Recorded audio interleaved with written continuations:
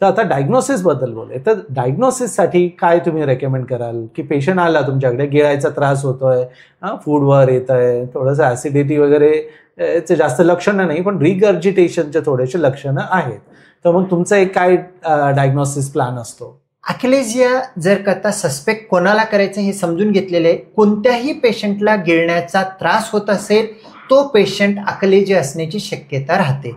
आणि ज्याला पण गिळण्याचा त्रास होत असेल सर्वात पहिला टेस्ट असतो एक एंडोस्कोपी. प्रॉपर एक्सपर्ट कोण एंडोस्कोपी करणं पहिली चाचणी म्हणता येईल, ज्याच्यामध्ये अॅक्लेजिया डाऊटफुल आहे का हे बघणं जितकं महत्वाचं आहे त्याच्यापेक्षा पुढचं महत्वाचं आहे दुसरं काही आजार नाही ना, अॅक्लेजिया सोडून दुसरं काही आजार नाही ना हे समजणं गरजेचं आहे. कारण जसं आपण बोललेलं आहे पहिलं सुद्धा, स्ट्रिक्चर आणि कॅन्सर किंवा बाकीचे काही जर का आजार असतील तो एंडोस्कोपीनं रूल आउट म्हणजे ते आपण मायनस करू शकतो. आणि त्यानंतर जर का स्ट्रीमलाईन केलं तर अॅक्लेजिया हा समजून येतो. आणि हे समजण्यासाठी किंवा दुसरे जे काही आजार आहेत हे रूल आउट करण्यासाठी प्रॉपर हाय डेफिनेशन एंडोस्कोपी आणि प्रॉपर एक्सपर्ट कोण ज्याची त्याला प्रॉपर्टली ट्रेंड आहे अशा पर्सन कोण, गॅस्ट्रोएंटरोलॉजिस्ट असो, सर्जन असो, त्यांच्याकडून एंडोस्कोपी करणं हा पहिली चाचणी आहे आणि हे करून घ्यायला पाहिजे. आणि ज्या वेळेला दुसरं काहीही नाही आणि आजार असं समजून आलं तरी गिळण्याचा त्रास होत असेल तर एंडोस्कोपीवरती मोस्ट ऑफ द टाइम निदान होतो. जिथे की एंडोस्कोप पास होत असताना एंडोस्कोप इझिली तुमच्या जठरामध्ये जायला पाहिजे, फूड पाईपून जठरामध्ये. अॅक्लेजियामध्ये तसं जात नाही आणि तोच पहिला एक डाऊट असतो की हा अॅक्लेजिया असण्याची शक्यता आहे. आणि एकदा जर शक्यता म्हणून आपण जर का म्हटलं तर त्याच्यासाठी पुढचे 2 गोष्टी आहेत. तुमचा जो काही डायग्नोसिस केलेला आहे तो डायग्नोसिसला कन्फर्म करण्यासाठी सगळ्यात पहिला टेस्ट येतो की बेरियम स्टडी.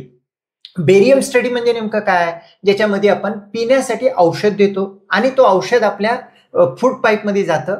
आणि जर का अन्न उघडत नसेल, आपलं एलियस उघडत नसेल, पूर्ण औषध पूर्ण तुमच्या फूड पाईपमध्ये किंवा जे अन्न नळक्यामध्ये अटकून राहतं. आणि त्याच्यावरून आपण एक सस्पेक्ट करू शकतो की अॅक्लेजिया असण्याची शक्यता जास्त आहे. आणि कन्फर्मेटरी अॅक्लेजियाचा टेस्ट म्हणजे इसोफिजियल मॅनोमेट्री.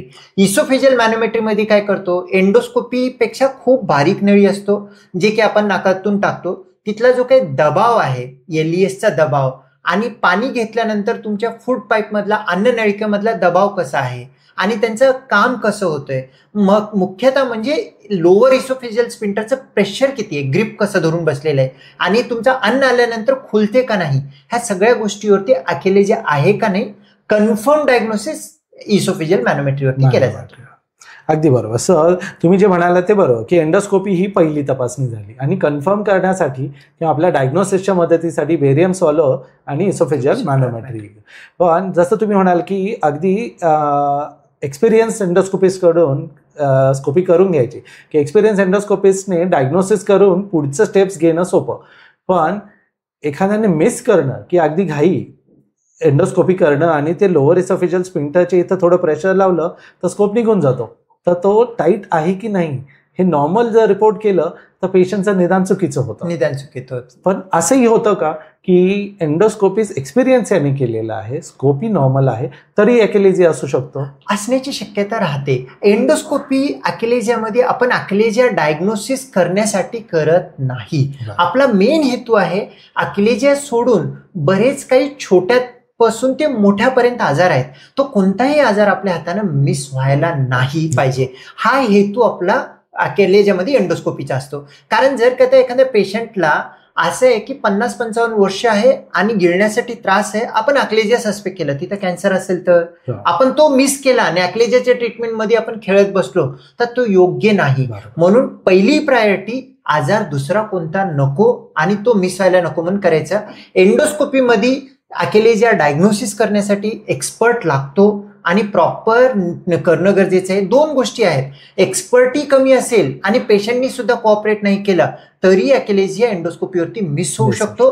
पण अॅक्लेजिया डायग्नोसिस एंडोस्कोपीवरती फायनल होत नाही, आपल्याला मॅनोमेट्री आणि बेरियम करून फायनल करता येतं. सो 90% अॅक्लेजिया एंडोस्कोपीवर डायग्नोज होतातच, पण 10% नॉर्मल एंडोस्कोपीमध्ये सुद्धा जर गिळण्याची त्रास असेल तर इसोफेजियल मॅनोमेट्री ही कन्फर्मेटरी टेस्ट आहे अॅक्लेजियाच्या कुठल्याही पुढच्या ट्रीटमेंटच्या आधी.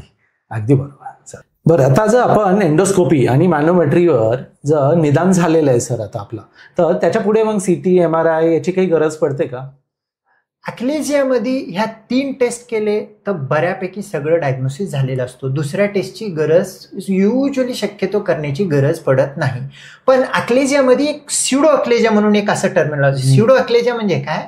पेशंटला अक्लेजियासारखे गिळण्याची त्रास आहे, मॅनोमेट्रीवरती तुम्हाला अक्लेजिया वाटतो आणि एंडोस्कोपीवरती दुसरा आजार फूड पाईपमध्ये दिसलेला नाही, म्हणून आपण त्याला अक्लेजिया म्हणून डायग्नोज केलेलं आहे. पण 50 वर्षाच्या जवळपासच्या एज किंवा त्याच्यापेक्षा जास्त एजमध्ये बाकीचे काही वेळाला पॅनक्रियाटिक कॅन्सर आहे किंवा दुसरं रेट्रोपेरिटोनियम कॅन्सर आहे, असे पण आजार अक्लेजियासारखं जाणून येतात. कारण त्याच्यामध्ये काय होतं, तिथले कॅन्सर सेल तुमचे LES म्हणजे लोअर इसोफिजियल स्पिंटरच्या मसलमध्ये जाऊन अक्लेजियासारखं त्याला दाखवतात. तो कदाचित दुसऱ्या कॅन्सरचा पहिला स्टेप असू शकतो, अशी एक शक्यता राहतो. जिथं पण आपल्याला सस्पिशियस वाटलं त्या ठिकाणी CT करून बघतो, पोटाची आणि छातीची, कारण कॅन्सर वगैरे मिस व्हायला नको आणि टेबलवरती तुम्ही अक्लेजिया म्हणून ट्रीटमेंट करायला नको, ह्यासाठी आपण करतो. अगदी बरोबर.